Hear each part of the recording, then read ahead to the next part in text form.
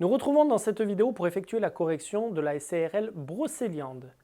Vous aviez plusieurs missions à faire au sein de cette société, mission que vous avez l'habitude de faire maintenant, mais la répartition des charges, d'accord, en tenant compte du tableau. J'espère que ça s'est bien passé pour vous, d'accord. Comme d'habitude, il suffit de prendre les montants totaux et d'y affecter les pourcentages et de mettre le résultat de vos calculs. Par exemple, pour impôts et taxes, donc bien évidemment charge variable 0, charge fixe 557 et pour les charges fixes communes 13 443. Si je prends les services extérieurs, vous aviez un total de 28 000 euros. Avec, pour les charges variables, vous auriez dû trouver 19 600 et pour les charges fixes, 8 400 euros. J'espère que ça s'est bien passé pour vous à ce moment-là. Pour le résultat différentiel, le chiffre d'affaires net, donc on a 890 000 euros, d'accord. J'espère là aussi que vous avez été malin et que vous avez fait une petite matrice des vidéos précédentes pour pouvoir vous aider. Les achats de la période représentent 548 120 euros. On va toujours céder de la balance.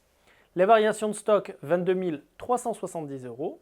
Prix d'achat des marchandises vendues, donc 570 490. On additionne l'achat de la période et les variations de stock positives, ce qui nous donne 570 000. Les charges variables, 47 228 euros. Là, on prend le travail qu'on a fait juste au-dessus. Okay. Le coût variable des marchandises vendues, on est à 617 718 qui représente 69,41%. D'accord. La marge sur coût variable, 272 283, 30,59%. Les charges fixes, 165 483 qui représentent 18,59%. Et la marge nette, donc on vient faire nos soustractions et ce qui nous donne 106 800 euros. Ce qui nous fait une marge nette qui représente que 12% du chiffre d'affaires net. Il faudrait la comparer avec celle du secteur, mais il faudrait comparer avant de faire une analyse. Pour l'imputation des charges variables, d'accord, avec résultat différentiel détaillé. Donc, on a le modèle courant, 542 865, et le modèle de luxe, d'accord, 416 562. Ces deux données sont le chiffre d'affaires par équivalence. Okay. Le total du CA d'équivalence est de 959 427 euros. Okay. La charge variable modèle courant, on est à 47 228 fois 542 865 divisé donc, par 959 427, on représente 26 722.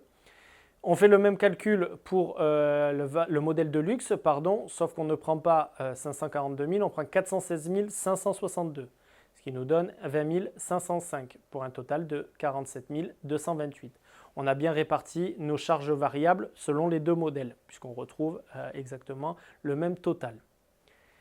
L'imputation des charges fixes spécifiques, d'accord, il y a les charges fixes modèle courant 43 382, le modèle de luxe 52 058, les charges communes 70 083 et on trouve en total 165 483. Nous passons maintenant au résultat différentiel détaillé, d'accord. Donc là c'est pareil, il faut prendre, il y a des totaux, d'accord. Il y a le modèle courant et le modèle de luxe.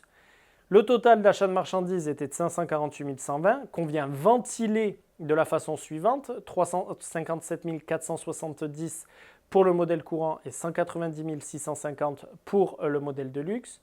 On voit aussi que pour les ventes, le modèle courant représente 542 000 euros et le modèle de luxe 347 000, d'accord, sur les 890 000. Donc on fait toutes ces ventilations, vous faites vos ventilations vraiment une par une avec vos pourcentages que vous avez vus au-dessus, donc je ne les reprends pas mais vous les reprenez et vous faites vos pourcentages, d'accord.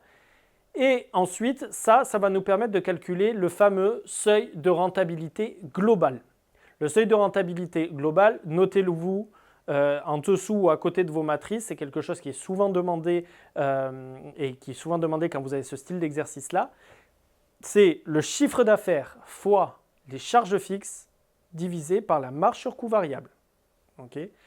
Donc, on calcule tout ça et le seuil de rentabilité que vous devez trouver pour cet exercice est de 540 908 euros. Okay. Le modèle, on fait notre commentaire, mais alors là, je vous laisserai faire votre commentaire.